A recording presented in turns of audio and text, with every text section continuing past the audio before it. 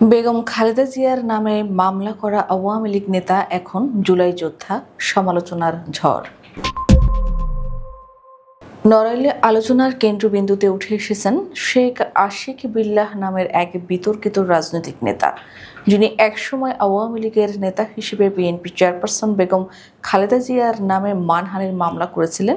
এখন তিনি সরকারি তালিকায় জুলাই যোদ্ধা হিসেবে স্বীকৃতি পেয়েছেন। বিষয়টি প্রকাশ্যে আসতেই সামাজিক যোগাযোগ মাধ্যমে তীব্র সমালোচনা শুরু হয়েছে। রোববার সকাল থেকে ফেসবুক সহ বিভিন্ন মাধ্যমে আশিক বিল্লাহকে নিয়ে নানা মন্তব্য ঘুরছে। অনেকেই প্রশ্ন তুলেছেন, যিনি একসময় সরকার সমর্থিত অবস্থানে থেকে বিরোধী দলের নেত্রীর নামে মামলা করেছিলেন, তিনি কিভাবে আন্দোলনকারীদের পক্ষে জুলাই যোদ্ধা হিসেবে তালিকাভুক্ত হলেন?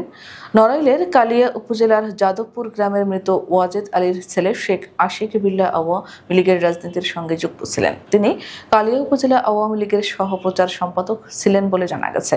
পরে সুযোগ বুঝে দল পরিবর্তন করে প্রথমে ডেমোক্রেটিক পার্টি ও পরে জাতীয় নাগরিক পার্টি এনসিপিতে যোগ দেন। সরকারিভাবে জুলাই যুদ্ধে নিহত ও আহতদের তালিকা প্রণয়ন করতে গিয়ে নড়াইল জেলার 22 নম্বর ক্রমিক তালিকায় আশিক বিল্লাহর নাম আসে।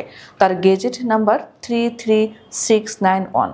গেজেট অনুযায়ী তিনি আহত হিসেবে স্বীকৃতি পেয়েছেন। তবে স্থানীয়ভাবে এই নাম নিয়ে তীব্র বিতর্ক সৃষ্টি হয়েছে। আদালত সূত্রে জানা যায়, 2015 সালের 29 ডিসেম্বর খালেদা জিয়ার বিরুদ্ধে মুক্তিযুদ্ধের শহীদের সংখ্যা নিয়ে বিতর্কিত বক্তব্য দেওয়ার অভিযোগে শেখ আশিক বিল্লাহ নড়াইলের একটি আদালতে মানহানির মামলা করেন।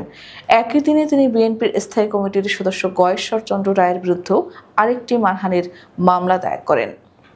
স্থানীয়দের অভিযোগ, আশিক বিল্লাহ অনলাইন প্রতারণা চক্রের সঙ্গে দীর্ঘদিন ধরে যুক্ত। যাদবপুর ও মহিষ খোল এলাকায় তিনি অনলাইন প্রতারণার গুরু হিসেবে পরিচিত।